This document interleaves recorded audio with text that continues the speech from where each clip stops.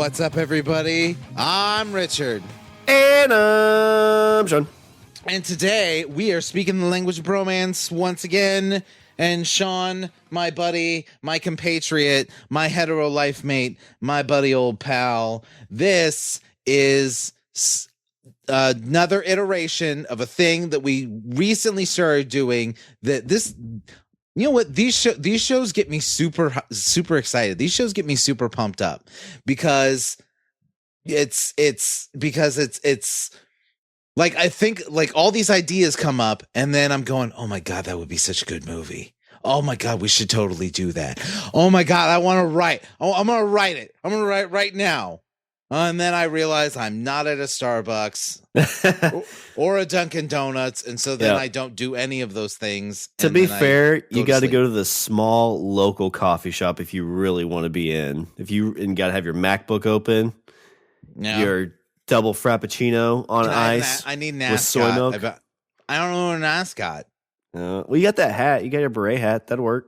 Yeah, that's true. That'd work. Yeah.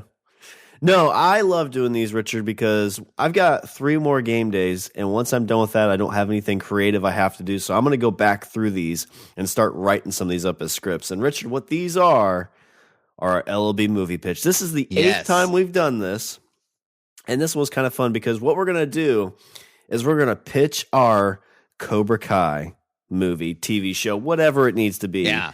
So basically what we're doing is we're going to go find a property that's been out. It could be a TV show, it could be a movie, something that was in like maybe the 80s, the 90s, early 2000s that kind of like just quietly went away. And we're going to revisit it and come up with something amazing. And I've got a bunch of cool ideas that I'm excited for. So I really kind of want to see what you have too. So Okay. You want mine first? Well, I know I have 7. Oh my God. You have a lot. Yeah. I only have like 4. 5 are really well thought out. 2 are kind of meh. So what? Well, I'll give you one of mine first, and then that'll kind of. I feel like that'll kind of set the tone for what we're going for. Okay, let's do it. Let's see yours first. So when you were saying like Cobra Kai remake. What that means is basically like you said, like take a property that that hasn't been used for a while and come up with something new, but something that really references old stuff. Yeah, like so this heavily. We did like a what was the we did a movie? reboot one.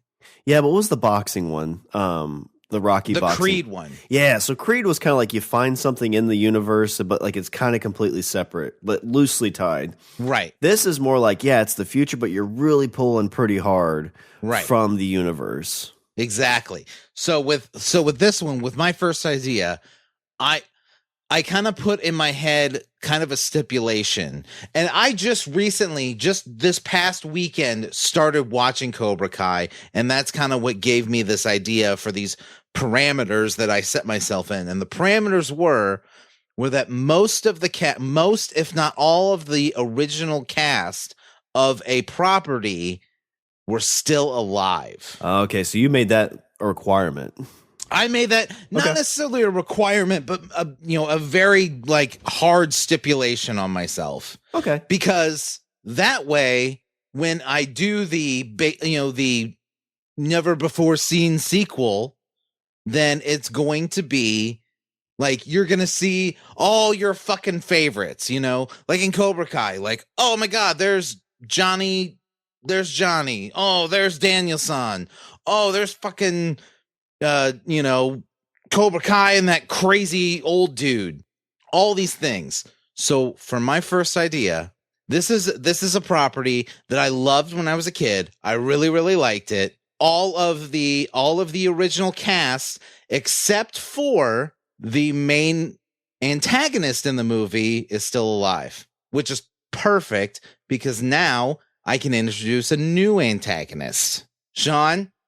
And the reason I know that this is still alive is because one of the characters was in a movie not too recently, but like maybe like 4 or 5 years ago. Ready? Flash Gordon. Flash. Yeah. savior of universe. That was so there is one Flash. They've had plans for a second one, didn't they? And I think they had plans for a second one. But so I actually checked IMDb. Everyone is still alive. So what do? You set it, 20, I guess, would it be 40 years at this point? 'Cause that was in the 80s, wasn't it? Okay, so check this out, okay? Think of this as so Flash, obviously, this is, set way far, ahead from the original, years and years. So Flash has been the emperor of Mongo for years. So in the movie, Flash was a quarterback, right? Like for the Jets? He was a quarterback for the New York Jets. Okay. You're going to make this dark, right? At the end of this sequel, he's going to wake up in a hospital bed and realize he has CTE and he made all this up in his head. No, this is Flash Gordon. He's savior of the universe. I'm savior of the universe. Beep. You bastard. No. So not only Flash Gordon's still alive, the guy that played Flash Gordon still alive because he was in Ted. He was in that Ted sequel. I think. That's right. Yeah. Remember? That was like 4 or 5 years ago. Because he walks in and they're like, "Oh my God, it's Flash fucking Gordon." So he's only 66, right? He still looks. I don't know how old this picture is, but he looks all right. Like he looks decent. So okay, so.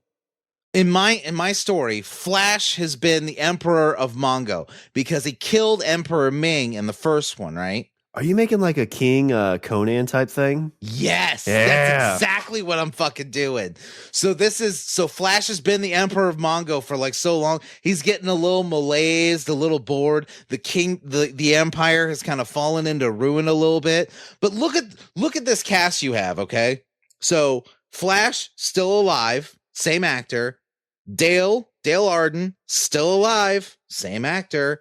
Zarkov, Dr. Zarkov, same actor, still alive. Timothy Dalton, still alive.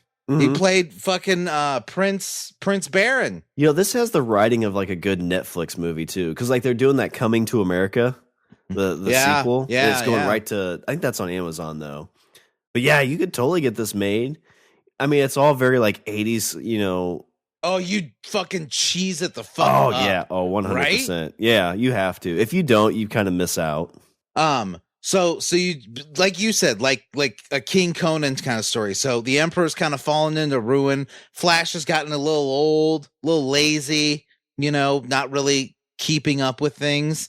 And then you have some up-and-comer from some far-flung province of the Empire that's going to start like revolution. Like some kind of crusade. And the reason he's going to start a crusade, Sean, is because he has the ring of the former Emperor Ming. Oh, nice. Who, in the original, was played by Max von Sydow, was the coolest fucking villain in the world. So how's he get the ring? Glad you asked, Sean. At the very end of Flash Gordon, the very end of the original Flash Gordon, the ring, that's how it goes. You see the ring on the ground. Somebody picks the ring up. It says "The End?" ? Credits. That's who I have. That's who has the ring. So is it somebody younger? Like this guy picked up the ring and hated Flash, and then his son took up the mantle, or is it actually that guy? Or is it maybe a sympathizer of former Emperor Ming? Who was in his harem, because he had that fucking harem with all those girls. Yeah. Maybe it's somebody picked up the ring that was carrying Emperor Ming's unborn child. Ooh, I like that. So then you have this antagonist that's leading like basically almost like a zealotous like crusade. Uh-huh. And subjugating other provinces of the Empire. I am the Emperor's son. You killed my father. Prepare to die. Yes. And so then Flash Gordon has to go fucking, get it, like rouse everybody up to, help reclaim his empire. I feel like a movie like this too, since he's so old and like, you're not getting a third one out of this. You have to, like, he has to die in that movie. So you kill Flash at the end. I think so, yeah. Okay. I'd be okay with that. Yeah, and he dies in a hospital bed, and they say, "No, your name's God damn it, not stop Flash it. Gordon. It's Greg Gordon. You were a former quarterback." Oh, stop it. No, I dig that idea. So you're thinking a movie? Yeah, it'd totally be a movie. You have the Hawkmen in it, flying around. You got fucking laser guns and all sorts of monsters. You could have fucking monsters, and like I said, you have the only people that I think are no longer with us in real life are the people that actually died in the movie. Like I said, Max von Sydow, fantastic, chef's kiss worth of an actor. Well, I like that shot. Like you see this guy like starting to rouse people up, and kind of like you said, he's the antagonist, and like maybe like midway through the movie, you cut back to that scene. Like this guy goes back and visits his mother, who's like on her deathbed or something like that, or maybe goes to her grave. Yes. And that's where they cut back to her picking that up and like having like, a 3-month baby Pudge going. Yeah. Ring in hand with the ring in hand. Yeah. And and you get the backstory where she kept it hidden for like years. Because at the end of Flash Gordon, it looks like almost like his consciousness gets absorbed into the ring. And then the ring falls on the ground, and then somebody picks it up, like a Shadow Kong kind of thing. Yeah, in the movie, it's like a black gloved hand. You see, picks the ring up, and then goes out. It's all you see in the frame is the hand come in, pick the ring up, and then hand out of frame. Oh, so super ambiguous. Could be man, could be woman, could be anybody. Smart. I like that. I could get behind that. The only hitch I have, and the only thing, and this is where I'm hoping you can help me out. Who do you have do the soundtrack to this movie? Because in the original movie, you had fucking Queen. Shawn, Queen. Fucking Freddie Mercury, Queen. How do you match that? Coheed and Cambria. Really? Yeah. You go Coheed and Cambria. Yeah. Have you ever seen some of their music videos and the sounds that go with it? It's very kind of like, it's not as good as Queen, but I don't think anybody would be good as Queen. Would you include some of the original music? I mean, if you're being honest, probably since it's been so long, you could probably use that same soundtrack. Yeah. Well, I see. I feel like you kind of hold that. Like imagine like fucking old Flash like on a rocket cycle, and he's blasting through, and he's got like this army of Hawkmen and shit like that. And that's when you bring out the Queen. That's a good point. Yeah, like you only play like 2 or 3 songs, like the opening credits, maybe. Like kind of light. Well, not even the opening credits. You bring it right for that climactic moment where Flash fucking shows up. Yeah, I could see that. Bum bum bum bum bum bum bum bum. Flash. Oh, well, yeah. Did they play that throughout the whole movie? Yes. That theme? Okay. Yes. But no, yeah, you have to save that for your climactic ending. Yes. Because if you do that too early, then you're overplaying it. I didn't know if they had like some like softer or like parts in the middle of the movie you could kind of sprinkle through that aren't as familiar. But that Flash specific anthem, that's at the end, right when the swords hits, when you go Flash. Yes. Oh, fucking fantastic. I like it. Well, Richard, I want to take you back to a TV show. Okay. That took place in Silver Spoons. Silver Spoons. I think this took place in like the 80s and 90s. Let me double check. Yeah, it started in 89, went through 93. Richard, we talk about it all the time about trying to make each sleep as hopefully the next sleep home. I think we need to do a Quantum Leap show. You have such a hard-on for fucking Quantum Leap. I watch this show so much, and I feel like it's one of those that it has enough of like a cult following, and you could twist it enough to make it its own thing. So here's my premise. So it's a kind of the same thing. Like we want the original people to be in this, and I think the person you would have would be Scott Bakula, the Sam Beckett character. He'd be like the main linchpin for this. I think the guy that played Al. I don't think he's around anymore. Right? I wouldn't be surprised. He was pretty old. Yeah. So his name was Dean Stockwell, and he died. No, he's still alive. Hey, there you go. You bring out. So you got Al in.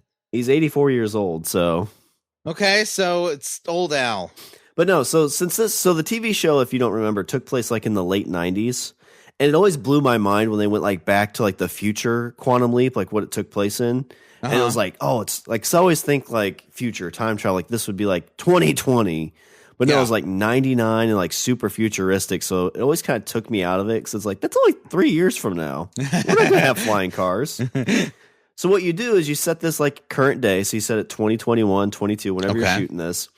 And what happens is like, it's the future of now, right? Like there's no flying cars, there's no craziness. And what we learn is that Scott Bakula, Sam Beckett, I'll say Sam Beckett, you know, I don't remember if you remember the end of the TV show, what happened. I have no idea what happened at the end of the TV show. So they left it pretty ambiguous because they didn't know if they were going to get another season. And once they found out that they weren't, they basically threw up some like word cards. And the very last one was essentially like, you know, Sam Beckett never made it home. Oh, so shit. Yeah. So basically stating like he just continually kept leaping because he just wanted to more so just kind of like my job is never done, right? Yeah, that's kind of depressing though, because wasn't the whole point like, God, I wish I could get back home, and then they're like, nah, that never fucking happened. Yeah, the end, like it kind of plays in a weird, like it's a religious God kind of thing is kind of moving him around, but it's more of like I think they tell him is like, well, you can go home whenever you want, whenever you feel like your job's done, then you can go home. Oh, okay. But he just wanted to keep leaping to help people. So what we do is that something happens that, you know, we're in like 22 and you're looking around, like, well, there's no quantum leap machine. There's none of this stuff. Like, what's going on? And we see like an old Sam Beckett. And what we find out is that during his leaping, he actually kind of changed the future so that the leaping never happened. Okay. So like you get into the 90s and like whatever like crazy sci-fi stuff is gone because of, you know, basically like the butterfly effect kind of thing. Oh, I see what you're saying. So you're kind of like, in a way, you're kind of like retconning the series. Yeah, a little bit. Okay. And so, but he still has the knowledge of everything that happened. So he's got like, he knows how to make a quantum leap machine. He knows like what it can do. So what happens is we learn that, you know, Al's pretty old, so we could probably assume that he's not around anymore in this show. Okay. What about Ziggy? I just remember that because it was a weird name. It was a computer, I believe. But you never saw it. Was it a computer or was it a person? I think it was supposed to be an AI. In this, I want it to be an AI. So Sam Beckett basically meets up with like Al's kid, like at their funeral or something like this, or meets like, you know, their kid like post Al passing on. And he explains to them that him and Al had a friendship that was unknown basically because it's basically been cleared away from history. Okay. And he works with his kid to create a quantum leap machine. But he understands that by going into the past, you can cause more trouble or cause more issues. So he doesn't want to go to the past, Richard. He wants to go to the future. Okay. So it's kind of the same thing, but you're essentially going through and trying to fix problems that are in the future and coming back to the past. So you get a wide variety of things. Because it was always weird in this show because like there was the whole JFK episode. Okay. And it's the whole idea of like, it was kind of really weird because in the episode, you know, it's like, well, what happens if he saves JFK in Quantum Leap? Like it completely changes, you know, the universe, right? Yeah, yeah. But like at the end of the show, like Sam Beckett's all upset because like, man, I couldn't save him. And they're like, well, yeah, but you probably don't remember this. But what originally happened is that JFK and his wife were killed. Okay. So essentially he plays a Secret Service agent that saves him. But I like the idea of just kind of going in the future because you don't get yourself stuck in any time loops, right? That's true. That's true. Otherwise, it's the Umbrella Academy all over. Yeah, exactly. It's like, oh, well, we want to go back. Because like right now, what would you do? It's like, oh, we want to go back and stop 9/11. And I feel like that would be kind of, I don't know. I just feel like that'd be kind of tacky. Right. Like when they did the whole JFK thing, that was like, well, I guess that, oh shit, that's showing my age. Because this came out in like 93. And I was like, it was only like 20, 30 years since JFK's death. I'm like, wait a minute. It's been 20 years since 9/11. Yeah. Yeah. That's in history books now. Oof. But you have this person kind of doing the same thing, leaping in the future, saving people from different things. And I just like the idea of bringing Quantum Leap back in the world that we have. Like we got the Lost in Space. Like I think you could do a good Quantum Leap because it's an episode like Monster That's a of the good Week point. kind of In a world that we have Lost in Space came back, like why not Quantum Leap? Okay, so you would do this as a television show. Yeah, it'd have to be. I mean, you do like an 8 to 10 episode series. Okay. And I think you'd want each one to kind of play like they did some cool stuff in the original where there was like a bad leaper. So I was going to ask, like, is there going to be like an overarching story arc? Yeah. Or is every episode going to be like kind of a one-off? Because that's the way I always felt like with Quantum Leap. It felt like every episode was a one-off. For the most part, there was a couple like things that crossed over, but not a ton. Yeah. The thing I just think I would do. So in the original, she was only in like 2 or 3 episodes, but there was like a bad leaper. Okay. So there was like the anti-Sam. It was a person that was going back in time trying to fuck stuff up. Okay. So like the one I remember, like Sam was playing this guy's brother who had like a mental handicap, and these two had already met like in a different life. Because you remember the show, like when you leaped into somebody else's body. Right. And so there's a scene where Sam and her like were about to get it on, but they were in different bodies. Very much like we talked about like Wonder Woman. Yeah, yeah. So basically you're having these two people have sex with each other. That's why you were okay with it. Yeah. But what happens is his brother comes in and sees him, and she like starts scratching herself and freaking out because she's trying to cause chaos. Okay. So what you do in this, Richard, because you need a big bad, right? Like I want the episodes to connect a little bit, like still episode of the week here or there, but I want an overarching kind of, beginning, middle, end. You want a seasonal arc. Yes. And how you get that is why Sam has to bring out this technology is because somebody else has discovered it. And somebody else is going to the future to cause all the chaos.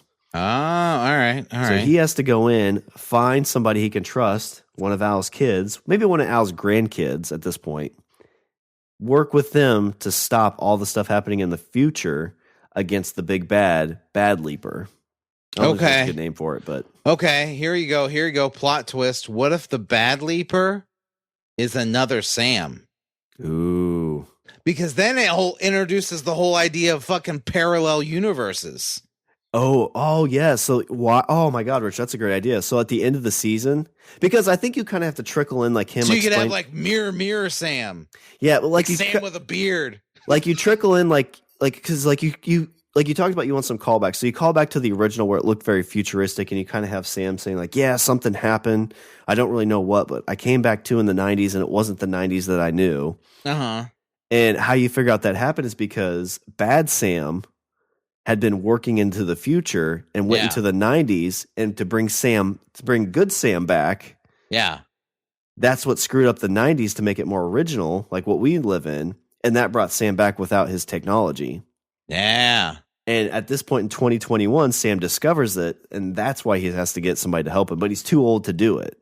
And that's what you find out at the end. It's like, Bad Sam is the one who essentially created this whole world, which ended up creating his own demise. Yeah, yeah. What would would the tone of the show be? Very serious? I think you'd be a little bit more serious. Because when you're talking about things like leaping around in time and leaping around to different places in the world, like it has the potential to get a little Rick and Morty-ish, I would think. Yeah, and I know like in the original, I think it was more of, I don't really know what the theme of it was besides, just trying to put right what once went wrong. Yeah, yeah. It's kind of the whole idea of like, but with this, it's like, I think you'd want to try to ride the line of like it's always like you can't fix your past, but you can fix your future. Yeah. So kind of building off that, like in present time, maybe they find somebody and through whatever mechanisms they have, they feel like, oh my gosh, this person ends up, getting in a plane crash or something like that, and trying to figure out what their demise is. And maybe the way you do this too is because in the original TV show, you could only leap in your own lifetime. So like me being born in 86, I could only leap back from the day I was born to current time. Okay. So what you could do with this is that when you leap, you can only leap within a time period before somebody dies. Okay. So like you find somebody and you leap, and it's like maybe you get with like in a week or two of when that person dies. Yeah. And you have to figure out what happened to save them. Yeah, right.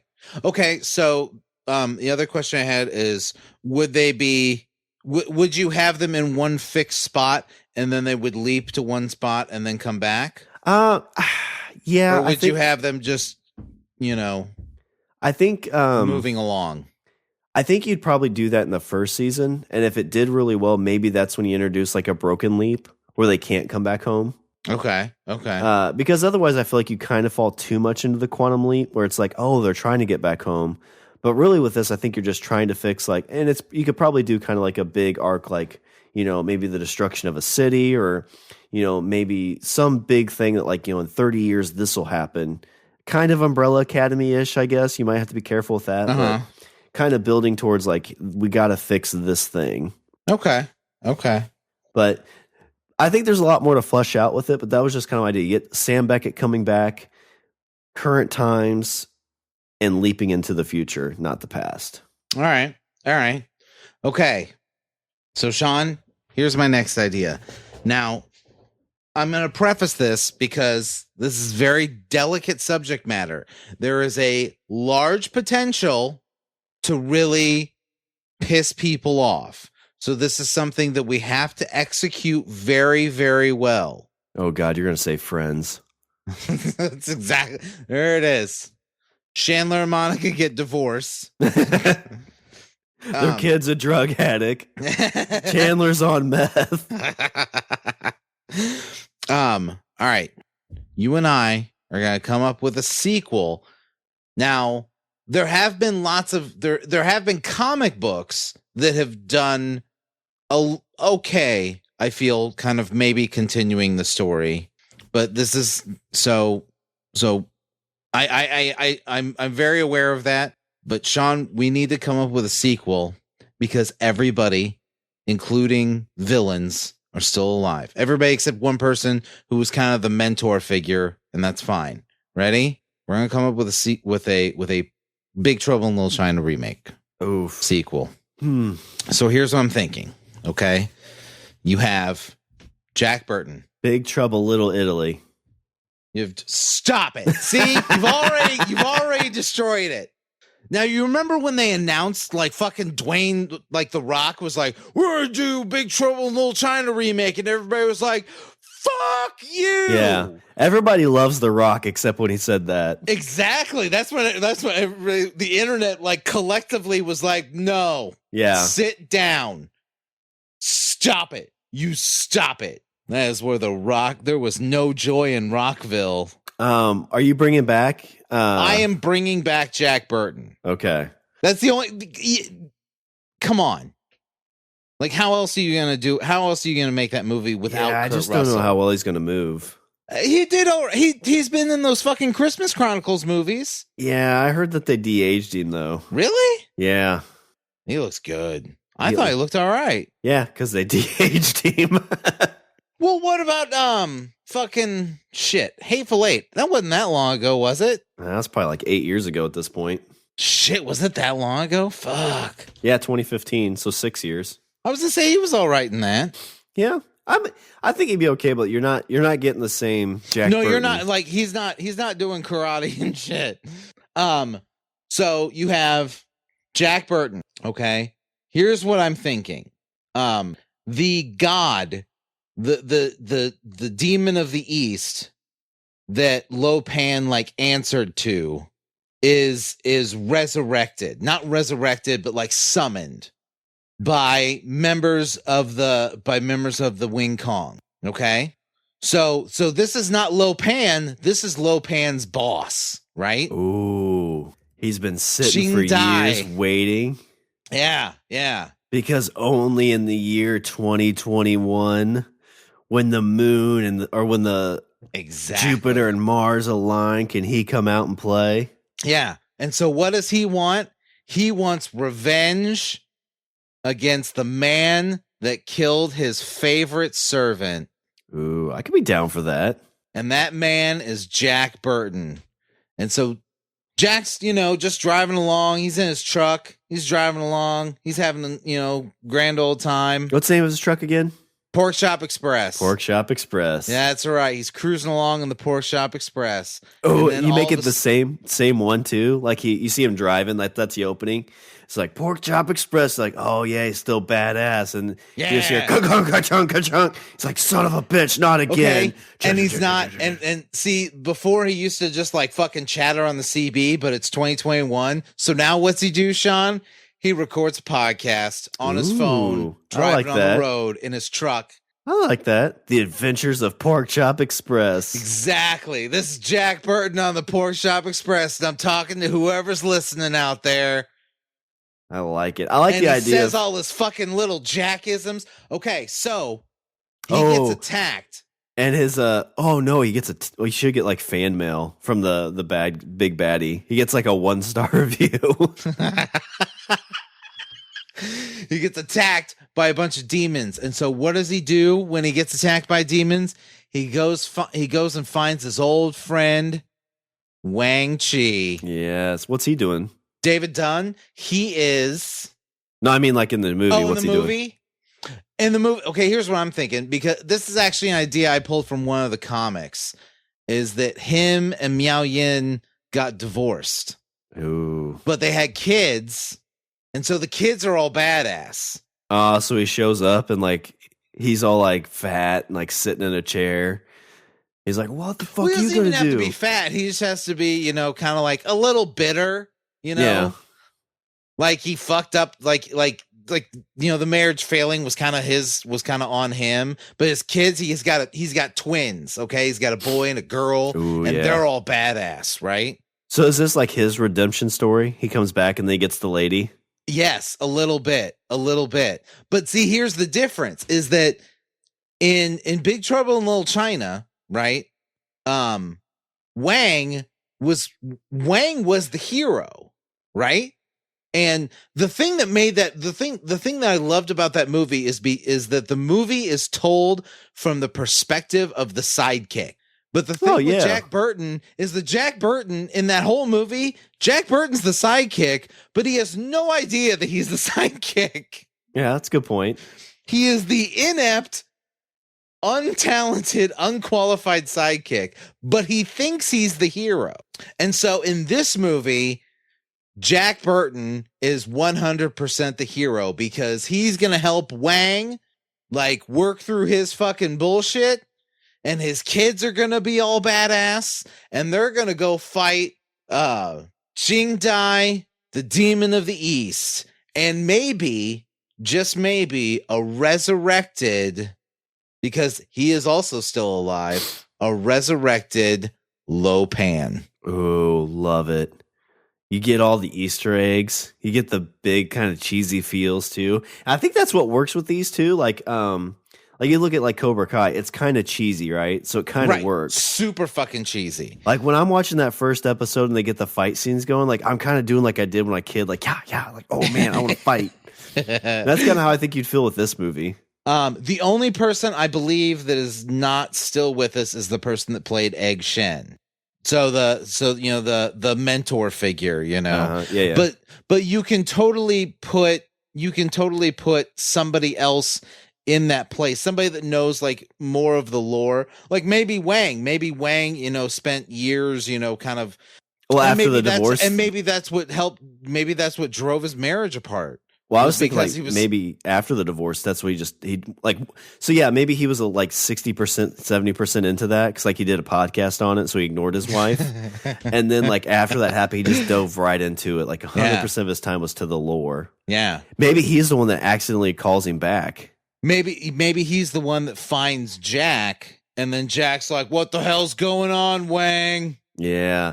So how does Jack Burton close out his podcast? I've already got it if you don't have one. If I don't release an episode next week, call the president. That actually should be our ending now. Yeah. If we're not back next Sunday, call the president. I like that. Yeah. I'm gonna write that down. Yeah, you do write that down. That's going in the notes. So the movie, you have Jack and Wang, and maybe they run into like Margot and Eddie, and maybe even Gracie, because I mean, what's Kim Cattrall can only do so many fucking Sex and the City movies before they're finally like, that's all she does anymore is fucking Sex and the City movies. Well, they haven't done one of those in a while. Exactly. So I'm sure somebody be like, hey, you want to do, and she's like, oh God, not another Sex and the City. And they're like, no, Big Trouble in Little China. She's like, oh, okay. Damn, okay. She's 64. 2 years younger than Flash Gordon. She's got a lot of like countries. She's a British-born Canadian-American actress. That's too much. Yeah. That's I mean, come on. Much. Find a lane, drive in it. Okay, so you have Jack and Wang for the nostalgia factor. You have, a new big bad, and now you have 2 super cool fucking karate kids to use for like cool action scenes. That's where you get your like cool action. Yeah, and if you want watching these kids kick ass. And if you want to build a series out of it, you can focus on the kids. Yeah, that's a good point. You could spin it off into a series. Big Trouble in the Twin Cities. I like it. I'd be down for that. I could get behind. The like I said, there was a series of comics. There was a comic where Ching Dai comes back. I don't remember what ends up happening in the comics is that basically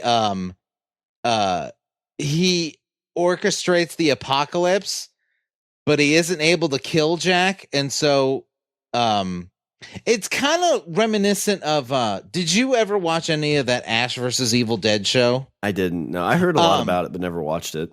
So what ends up happening in the comic is basically like the apocalypse happens, but he's not able to kill Jack.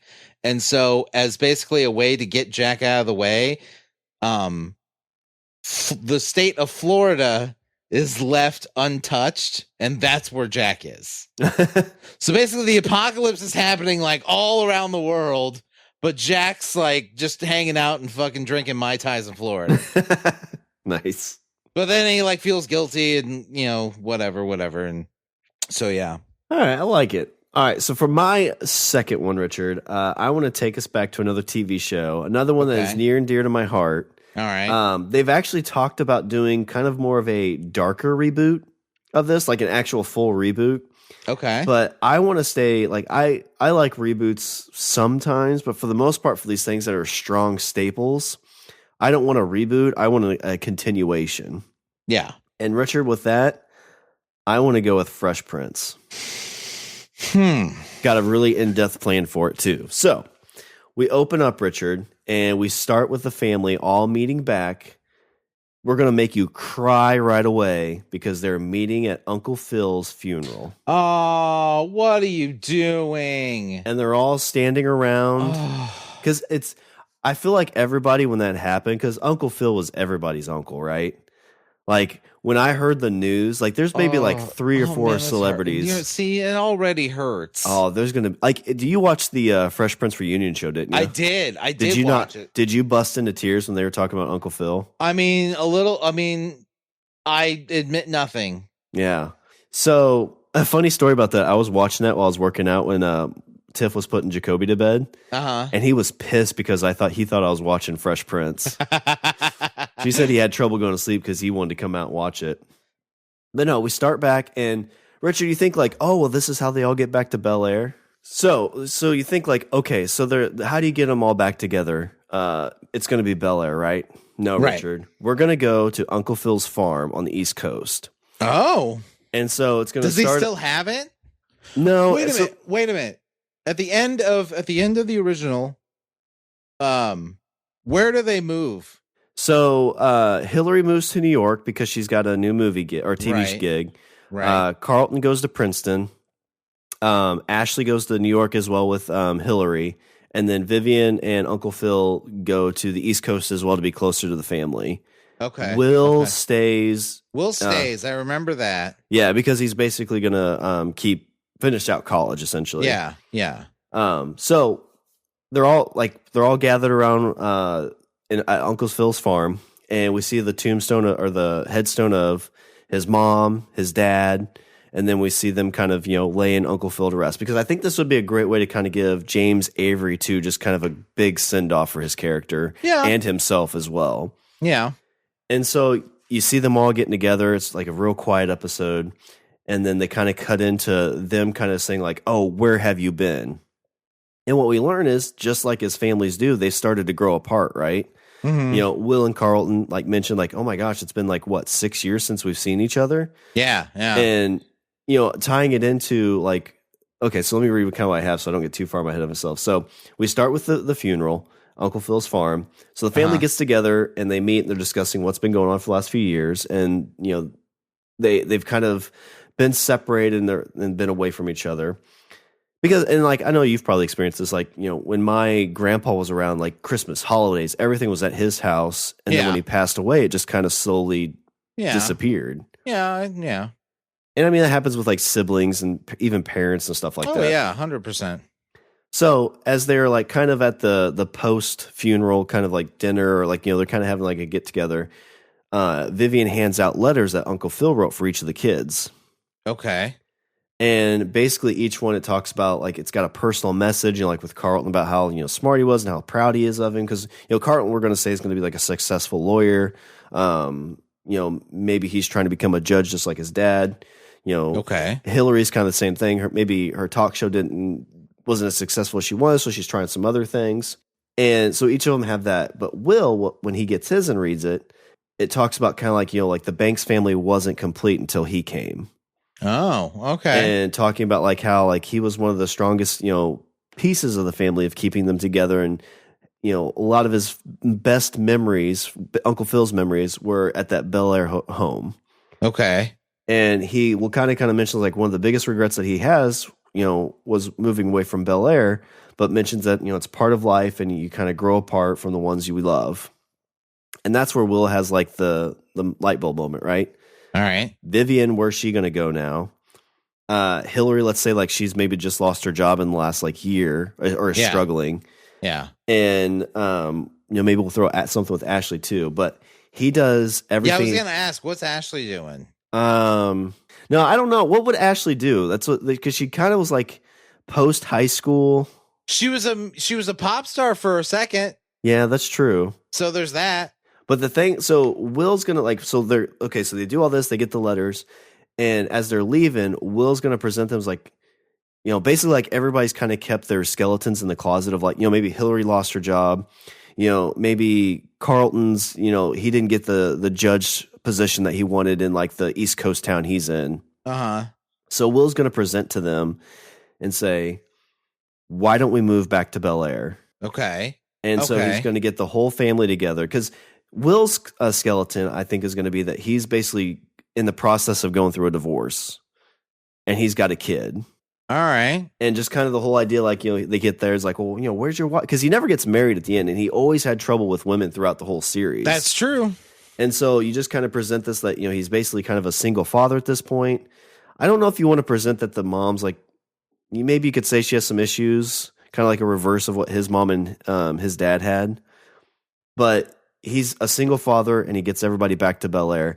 I don't want this to be dark because there was I don't know, did you see the trailer that the some guy, I don't remember what his name is, some guy did like a very dark version of Fresh Prince of Bel Air and did a trailer I didn't for it. see that. So it's kind of more of like your rated R Fresh Prince.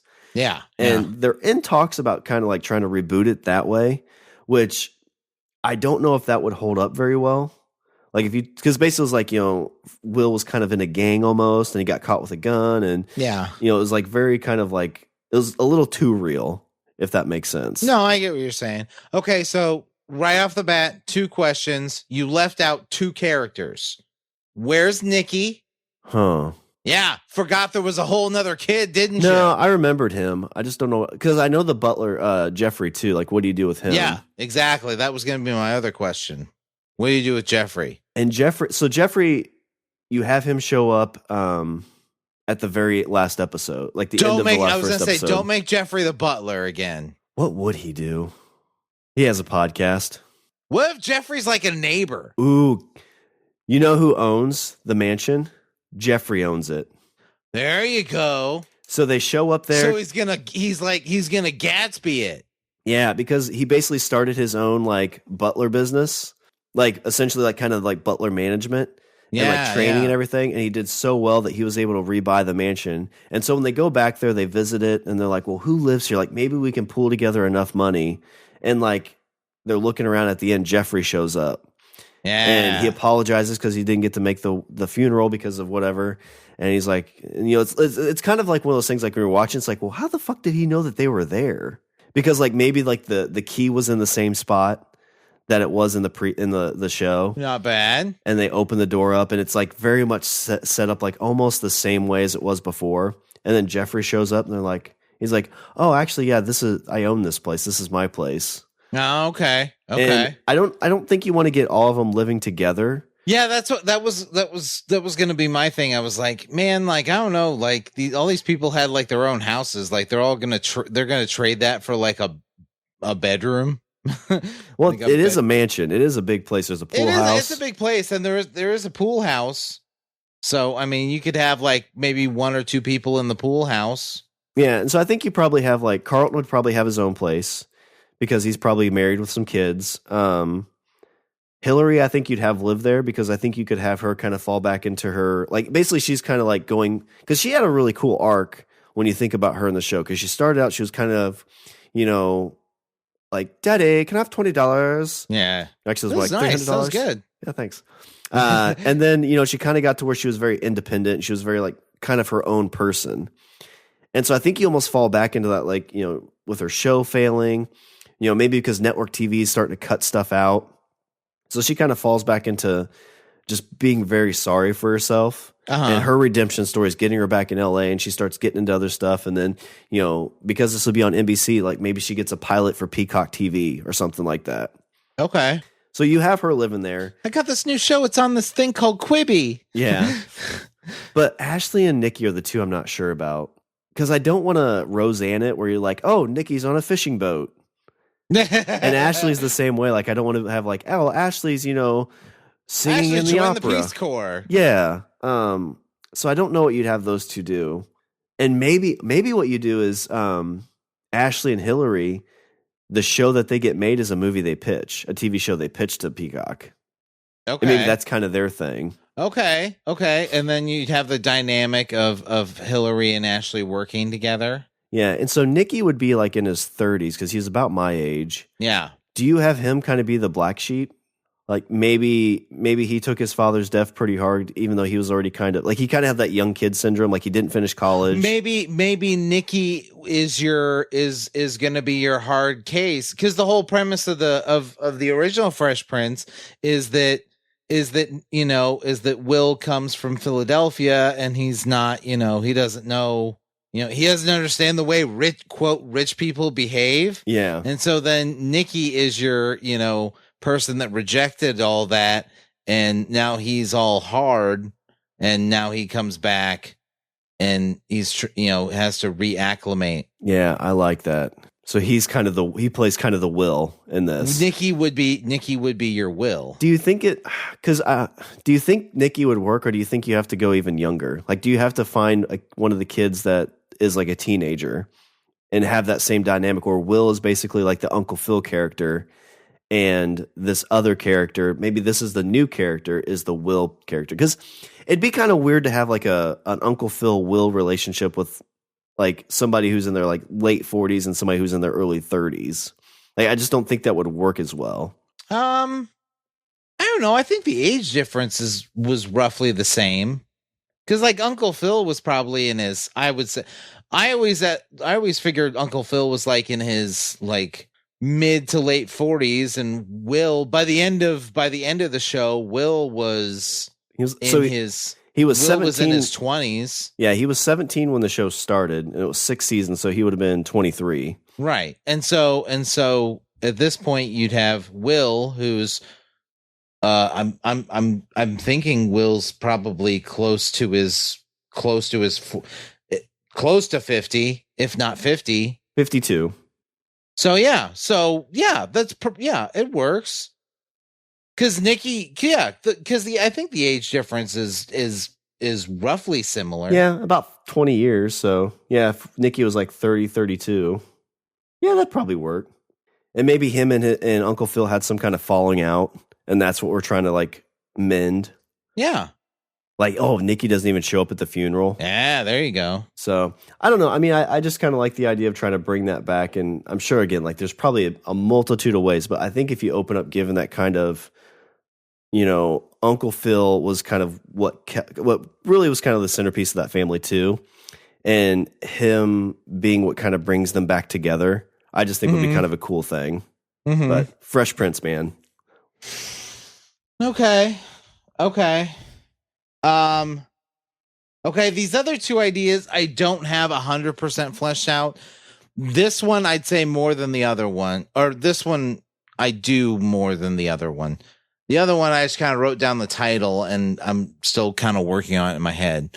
This one, again, you really only need one. It's only really one character. Everybody else you could have completely new, but there's one character that you need, and obviously, of course, same actor.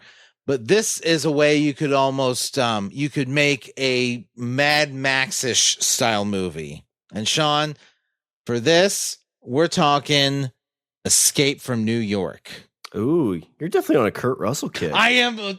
You know what? I wrote that down and I was like, man, I really like Kurt Russell movies. I'm like, what is this about? But it's true. I really do like Kurt Russell movies. I could get behind like a good like TV series Escape from New York. So with this, you have old Snake Plissken, right?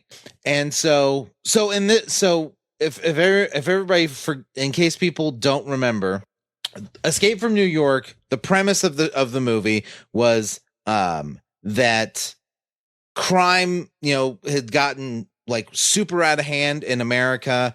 And so in order to help maintain order in the country, they basically walled off and blocked off the entirety of Manhattan Island and basically made that like a prison. But it wasn't a prison where there's guards running around and everything. It's basically like they just kind of put criminals on the island and then make sure nobody leaves the island. But everything that happens on said island is free reign. So it's basically like complete and utter anarchy inside, and everybody just and then the government just basically makes sure that nobody leaves. So there was Escape from New York. There was also Escape from LA, which came out in the late 90s. Yeah, 96. I just looked that up. Yeah. So Escape from New York was basically the same thing. They just did it with the city of Los Angeles. The premise in Escape from LA was the president's daughter had been kidnapped and they needed somebody to go into the city to find her and bring her out. And so they enlist the help. In both movies, they enlist the help of somebody who's getting ready to go into the city as a prisoner, Snake Plissken. It's usually the way both movies usually went was it was kind of like a force thing. In Escape from LA, they give him like a virus and they're like, oh, you got to go in and get the president's daughter and come back out. And you have, X amount of hours to do it. Otherwise, the virus we injected you with is going to kill you.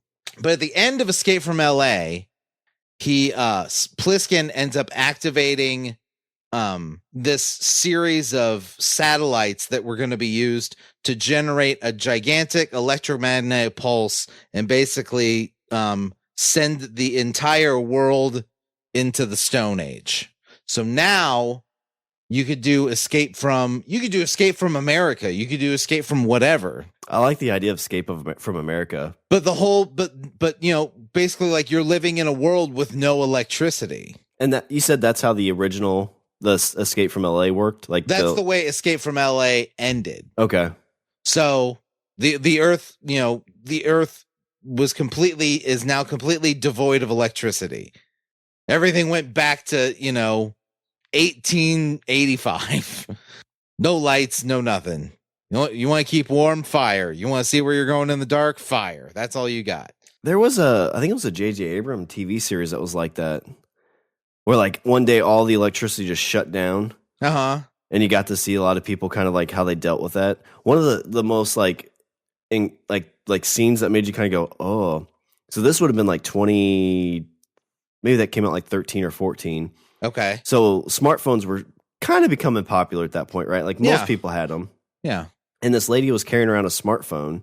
Uh-huh. And one of the guys was like, why the hell do you care about that thing so much? And she's like, one day we're going to get electricity back and I'm going to plug this in and charge it up, and I'm going to be able to see the pictures of my kids. And this is the only thing that has the pictures of my kids. Damn. Yeah. So you kind of have stuff like that in here. It'd be pretty like, whoa. But you could totally do this as like a Mad Max kind of movie. Ooh, like a coast to coast kind of thing. Exactly. I like that idea. Like like it's the epitome of a post-apocalyptic movie. I like that because you can hit some big because I always think it's cool. Like Escape from New York, you had the big. Well, they didn't have it in the movie, but you had the Statue of Liberty's head. Yeah. So I always like seeing post-apocalyptic things. Like you go through, you see the Mississippi River, and you see the St. Louis Arch. Yeah. You see the Hoover Dam. You see maybe Snake is trying to put together put together a crew to like get out of the country and live a life. Yeah, maybe. And so that's what he's doing. He's like bouncing around the country, like getting people together. I wonder, do you think he's trying do you think maybe he's seen the error of his way and he finds somebody No. This is Snake Plissken. I just didn't know if maybe this was like he figured out a way to get electricity back. No, Plissken's a total Plissken's the one that shut everything off. Well, maybe he just figured out after 20 some years. He's a total fuck you guys kind of guy. After 20 years, he's like, you know what? It sucks going to bed at 8 o'clock in the wintertime because there's no light. No, he's a total fuck you kind of person. Okay. Which I totally get because to be fair, every interaction he has with any sort of authority figure, they always try to fuck him over or give him some sort of lethal virus that's going to kill him in 36 hours. Ooh, I wonder, do you think he just gets reinfected or the virus was in stasis? Well, see, that's the thing is at the end of Escape from LA, it turns out that the whole virus thing was complete bullshit. They lied to him. Well, maybe they lied to him a second time. Because he starts he's kind of coughing and stuff like that, but then the timer runs out and they're like, ha, you stupid idiot. We gave you a cold. We gave you the flu, I think is what they tell him. Yeah. And he's like, fuck you guys. Shut down the world. But I do like I like the America post-apocalyptic idea. I'm a fan. I'm a fan of those kind of movies, especially if they're done right, like Mad Max. But to have that movie with motherfucking Snake Plissken in it, yes. Yes. Scratch that itch. Yes. So I want to go with a little bit more of a family show. Richard, did you ever watch Dinosaurs? Penthouse Forum. Forum. Never thought this would happen to me. Shawn, I did watch Dinosaurs, and you know what? That whole ending is fucked up. The ending to Dinosaurs, that show, the ending is fucked up. I think is it on Disney Plus? It's on Disney Plus now. I need to go back and watch it. The ending to that series is fucked up. Because they all die. They all died. The fucking meteor. They see the meteor that's going to kill them all. But I was looking, and there's a second part to that season that happened after that episode. That makes no sense. Because that's how I remembered it. Have you seen the ending to that show? It's been years. Oh my God. It's so fucking sad and fucked up. Basically the meteor hits. And it starts snowing. And it's basically kicks off the fucking ice age. And they're all fucking huddled in their house and they don't have any food and they're all cold and they just fucking end the show. And I'm like, what kind of a fucking kids show is this? Was on ABC for fuck's sake. Yeah. So what's weird thank God it's not the Ice Age. That's what they should have called it. So it's weird because the last episode aired on July 20th. Uh-huh. But then they have a bunch of episodes that apparently maybe were just in syndication, but they're episodes after that one. That ending is fucked up. But so I want to know what you're going to do here because what the fuck? I think you almost kind of ignore it. You may throw it. It's almost like the Roseanne where he's going through her book. It's it's oh yeah, I thought I could be a writer. It's yeah, but you killed off the main character or the best character. Ha ha ha. And so that's what you would do here maybe. It's oh my gosh, do you remember that bad snowstorm we had? Oh yeah, we thought we wouldn't make it. Okay. But I want this to be, it's kind of you're going to play on the same thing. So the baby grows up, has his own family, and his dad is essentially needing to move in with him. So he's, this would be really easy to do when you think about it. Cause they were all fucking puppets. Oh yeah. There was 2 sets. Yeah. I was reading back through some of the episode stuff. It's kind of got some adult content in it. I'm saying. So rewatch the end of that show, and then holy fuck. I'm gonna go back to it because when I saw that this is what kind of triggered it, was when I saw that it was back on. But so they're talking about when Robbie is like getting basically becoming a man kind of thing, like he's getting urges and he starts doing this dance, and they try to talk to him about like sex ed or whatever, and he ends up going to a place on here, I can't remember where it is, I can't see it, but it was like the biggest little, essentially a play on the biggest little whorehouse in Texas. But it was the biggest little and whatever they call their dance in Pangea. So essentially he goes to his dinosaur strip club. But no, yeah, so you kind of play on the same thing where, the baby grows up, he's got his own family. I think this would be kind of interesting where what is the theme of this episode of this show? And to me it would be, the baby grows up, is kind of living like in his dad's, not his dad's shadow, but like his dad always seemed kind of like your typical sitcom dad, right? Oh yeah, he was the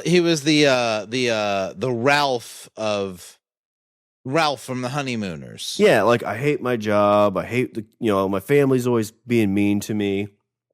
But I think I feel like when you see that, that's like the perspective from the kid.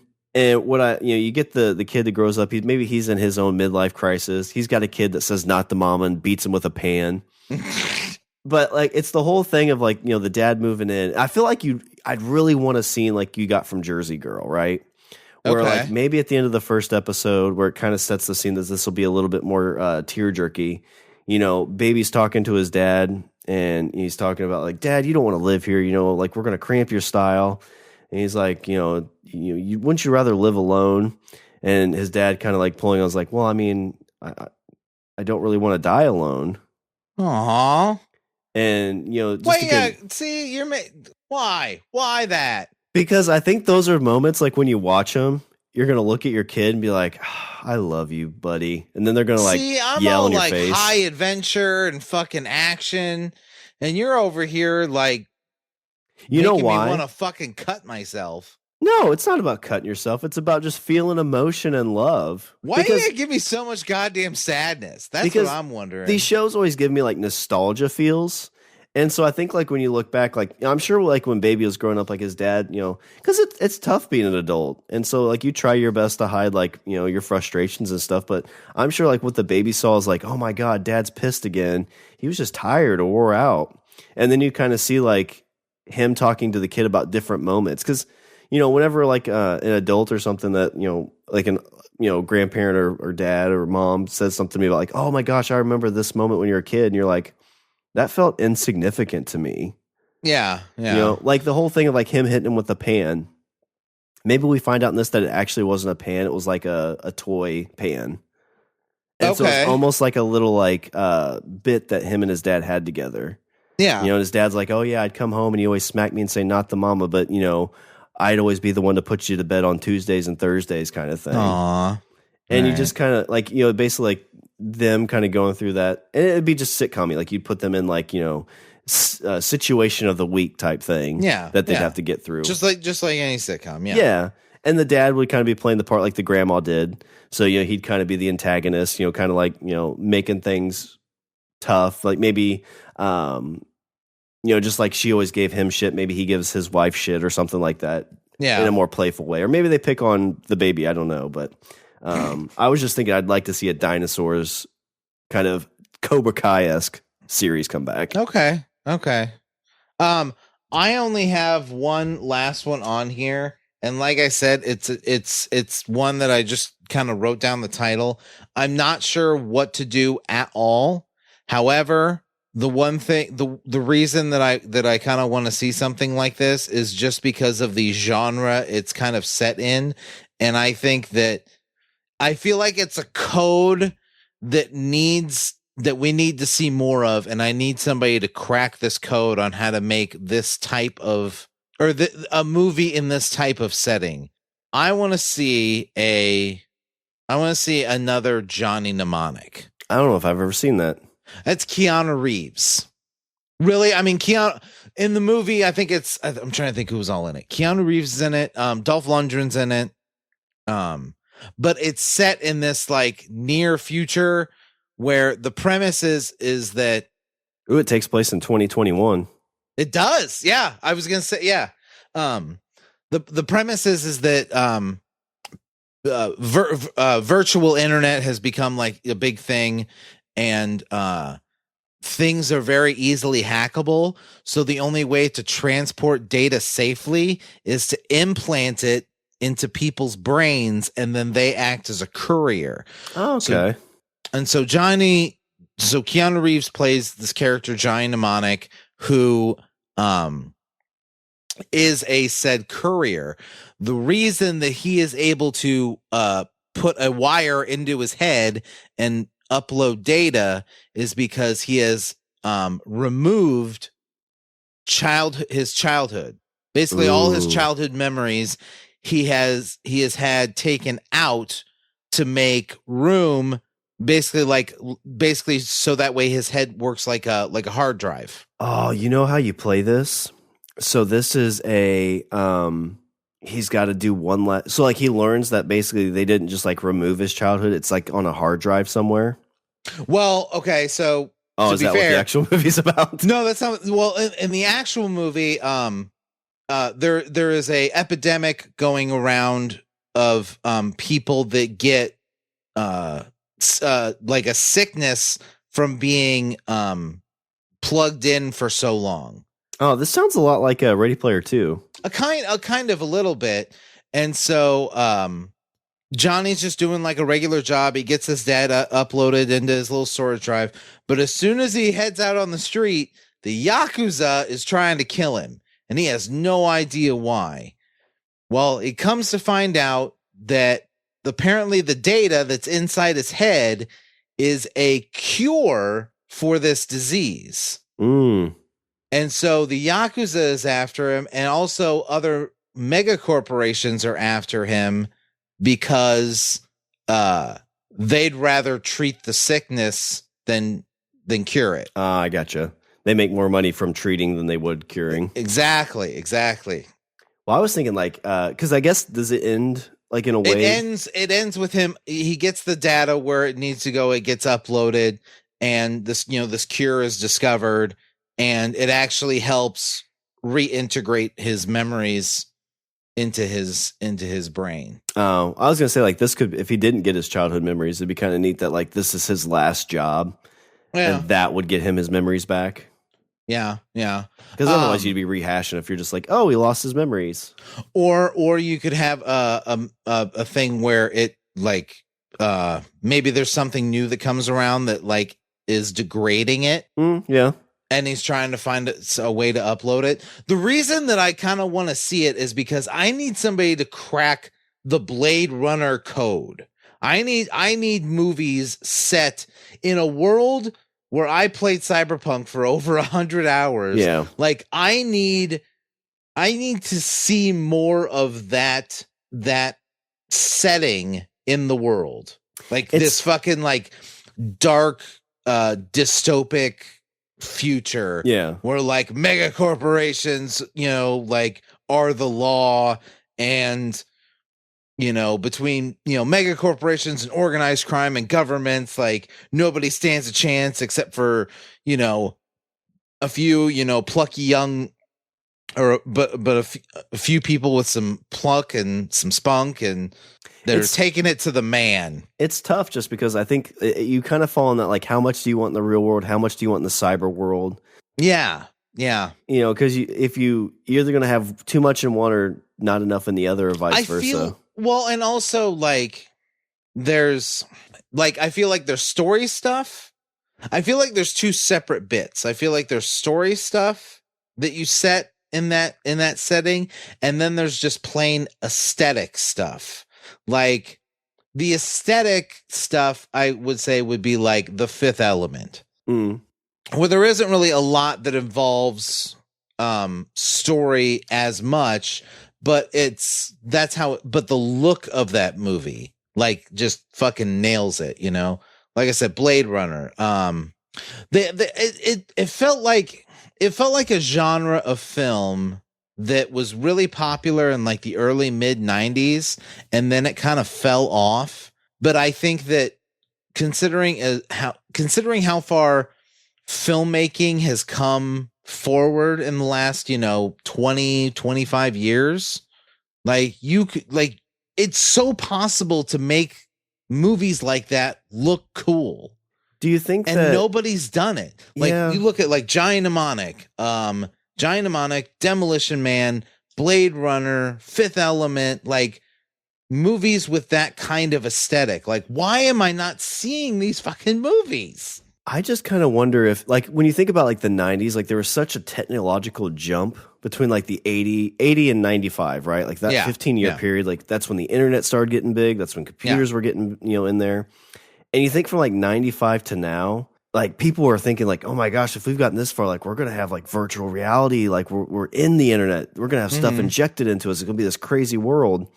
And we really haven't gotten any. Like the world is essentially the same. Yeah. But now we just have all the information we could ever want in the palm of our hand. So you're saying that considering that we got the future so wrong, or we got our predictions of the future so wrong that it's almost like everybody's a little gun shy to like set a movie like 20 years in the future? Yeah, a little because I think a lot of people at this point are like, well, I mean, from 95 to 2021, it's not a lot different. Like we don't have these crazy, Back to the Future type future.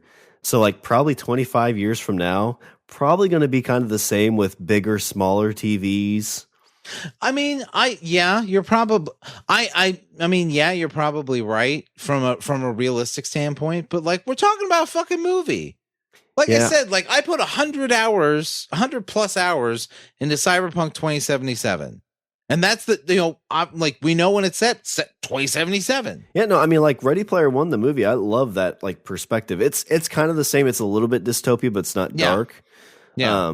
But I love that idea of like, this virtual world you get to be in, and you can do anything and everything. But for me, out of all those movies, like I said, like Blade Runner, Fifth Element, Demolition Man, Total Recall, Johnny Mnemonic to me seemed like it would be the easiest one because like, okay, like the Fifth Element looked really cool, but I felt like, that story got told and there isn't really much you can do after that. I felt same with like, I mean, like with Demolition Man and Total Recall, like, yeah, you could do more with it, but I just don't think anybody would care. Yeah. Do you think it's challenging that like that took place in 2021? So you'd have to set this in like 2031, 2041? I'd say you go even farther. Say like 2050. So I guess he'd be about, well, that was 25 years ago. So yeah, if you said 2045, he'd be the age he is now. Yeah. Yeah, I don't know why people don't. And now he's got practice because he played Johnny Silverhand. It's true. I don't know why they don't try to do that more often. I wonder if you just see things like Blade Runner kind of flop, the remake or the sequel. Blade Runner did, that Blade Runner. But I mean, like that Blade Runner sequel was just rough. But again, like it's fucking Ridley Scott. Like he just. Yeah, but like I try to watch Blade Runner because everyone's like, it's just a cinematic masterpiece. And like the original? Yeah, and about like a third of the way through it, I'm like, this is kind of boring. I think the issue is movies like that date themselves really hard. They do. You're absolutely right. Like, I mean, Blade Runner, because it takes place in like 2010 or whatever. It's and Blade Runner does start out like it. Blade Runner takes a minute to get going. Yeah, I would guarantee. I completely agree. But like, Rutger Hauer doing his fucking Tears in the Rain bit. Oh, that's masterpiece. I've got two left. I'll just mention the one. Okay. And then kind of maybe we talk a little bit more about the other. But I was thinking of a return of Alf. Again, TV show. My thought would be, old Alf returning with his son AJ, Alf Jr. I remember the cartoon. No, he didn't have kids in the cartoon. And the cartoon, he was a kid. In the cartoon, he was like a teenager. Oh, yeah. He's like probably like a 20-something. Yeah. But you could have him come back and meet up with like the family that he lived with, like the Brian Tanner. And basically, again, it's just kind of the same shenanigans, just, with a different aspect, I guess. Okay. Okay. But the one I was kind of curious about, because I think you could make this almost like your CW teen-esque drama. All right. The Breakfast Club.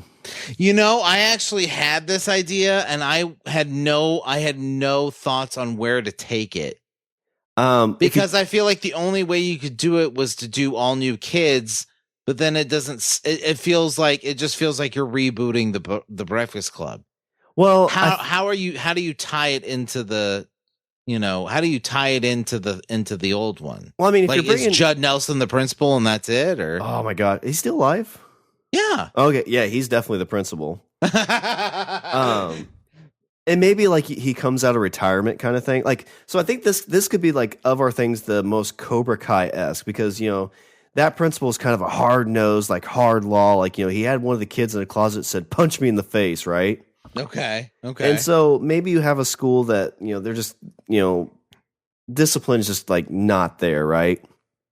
And the principal gets fired, so he comes out of retirement, and he starts like this shit's stopping, right? Yeah. And he reinstitutes Saturday detentions. Okay. And so like you could bring back Emilio Estevez characters, like he's the high school coach. You could bring back maybe the guy who Johnny, I don't remember what his name was. I got sick. Just got a 12-pack for. He said, "Smoke him up, Johnny." Yeah, that's Judd Nelson. Yeah. Oh, that's not the principal. Who was the bad boy kid? Judd Nelson. Oh well, no. Who is the principal? Judd Nelson's the actor.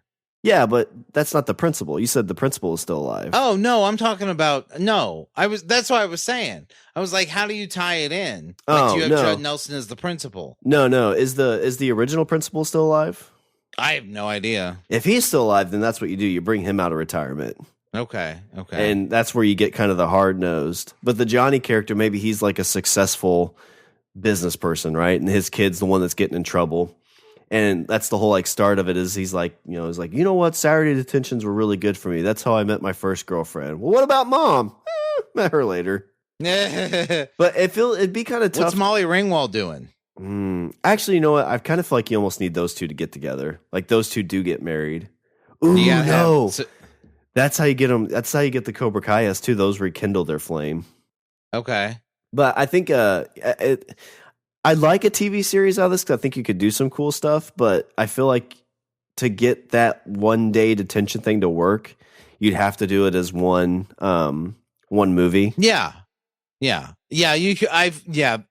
you tried to do the Breakfast Club as a series, it would not work. But I think that's where like you get the Cobra Kai, like this generation just is, we got to harden them up. You kind of can get that, like that guy. Mm-hmm. And then the kids, they don't have their phones. They don't have the internet. And so they kind of like redo like the hijinks of kind of like 80s-esque kids, right? Like he is not alive, Sean. No. Paul Gleason. He comes back as 2006. All right, so he comes back as a ghost. Rest in power, King. And they Scooby-Doo it. But yeah, not a lot there. I think, as I said, it's kind of more just a floating idea out there. No, actually, like I said, I had the exact same idea, and I was like, what would you do? Like that's kind of where the whole thing fell flat for me. I was like, how could I put Judd Nelson, Anthony Michael Hall, Molly Ringwald, like Ali Sheedy, like how could you put all them into a movie about kids that hung out in detention and have it like make sense? Yeah, if you're bringing all of them in really hard, you have to make it a series because then it becomes too much about them. Yeah. And I think it would it'd almost be a semi reboot, but it would be like a extended sequel. Like I like the idea of like the hard nosed principal coming back, and maybe you do have Judd Nelson be the principal, and he kind of lost his like rebel spirit. Mm-hmm, and this is how he regains his rebel spirit, and then maybe through this is how he meets Molly Ringwald, and they get back together. Okay, but then, like I said, I like the idea of like these kids being stuck in a detention all day, where they can't like use their phones, they can't do all this other stuff. And again, you kind of get that like hijinks of the 80s. They kind of like fall back into like communicating face to face, and living a more simple life. Okay. But I'm not super set on that one. That's a lot that needs to be like workshopped, but I think there's something there. I just don't have it on the nose yet. Yeah. I mean, I mean, it's interesting that we both had the same idea. It was just trying to fucking figure it out. And that's one, I think if you were to do that, you only need like 3 people in the room, because if you get too many, I think that's where you're going to like tentacle it out way too much. And it's just going to kind of become like cobbled up mess. But Richard, as always, we created a bunch of great movie ideas, TV ideas. If one of the producers is listening to this and like, oh my gosh, that's genius, contact us and we will do this for you. Yes, right away. Copyright all of this right now. But Richard, what do you have for some Richard's closing thoughts? Life is about honoring what came before to help inform what you are about to become. I like that. That's beautiful. Yes. There you go. You're welcome. Was that in the fortune cookie you just opened? Shut up. How about that? All right. Well, let me do a little bit of housekeeping so we can get to writing these scripts in that beautiful, beautiful downtown, independently owned coffee shop. Visit our website, we're at languageofbromance.com. Follow us on Twitter and Instagram at languageofbro. Email us at bros@languageofbromance.com. And we always like to thank our wonderful patrons, Wendy and Aaron. I'd cast you in my Flash Gordon remake. You guys would be Hawkmen. Any of these properties ever get taken off? Yeah, you guys are totally getting invited to be in it. 100%. All right, Richard. Was there anything else before I close her out? What that thing we need to end the show with? Yeah. Well, that's all the Bromance have for this show. I'm Shawn. And I'm Richard. And remember, if we're not back next Sunday, call the president.